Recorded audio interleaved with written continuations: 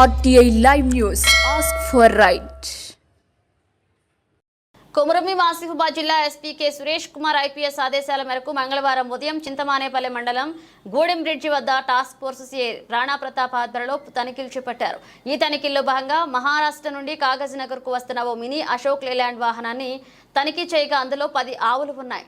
సరైన పత్రాలు లేని కారణంగా ఆ వాహనాన్ని అలాగే 10 ఆవులను చింతమానేపల్లి పోలీస్ స్టేషన్కు తరలించినట్లుగా సిఐ రాణా ప్రతాప్ తెలిపారు. సిఐ రాణా ప్రతాప్ బాధితులకు విచారించగా మధ్యప్రదేశ్లోని షెమ్రోల్ గ్రామానికి చెందిన డ్రైవర్ నిరంజన్ శర్మ మరియు క్లీనర్ మదన్ సాకేత్లకు విచారించగా వెజ్జూరు మండలం కుకుడ గ్రామానికి చెందిన మహమ్మద్ ఇర్ఫాన్ ఖాన్ వద్ద తాము పనిచేస్తున్నామని అతని సూచనల మేరకే ఈ ఆవులను తరలిస్తున్నామని తెలిపారు.